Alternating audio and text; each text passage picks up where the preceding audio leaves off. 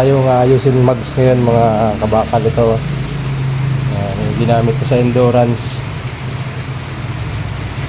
Inayos na to. Kaso hindi lang yung naayos ng mahigit talaga. Ito yung naging problema niyan. Lubog yan, lubog. Naman sa ikot. Yan. Parang bumababa taas siya. Ikot na. Mags ng sniper. Yan.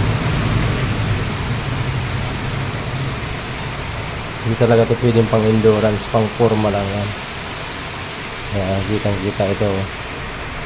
Ayan, nakata. Ayusin natin yan mga kabakal. Maulan na mga kabakal. Ayan. Tapos na yung mags.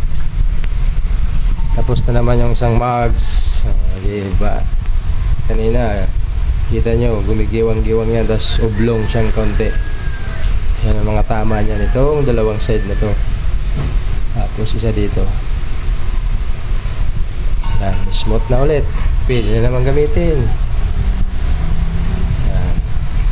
Mga kabakal, yan ang ating inayos na mags. Diba? Bilog na naman siya. Tingnan. Pag napinturahan yan, maganda na ulit. Pintura lang katapat niyan.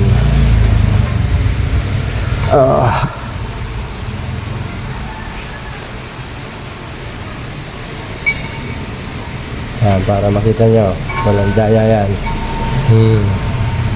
Walang sabit. Kasi pag sumabit yan, tutunog yan. Walang sabit, puro sablay. Yan, okay na mga kabakal. Peace. Boss Amigo TV, papalo and like and share.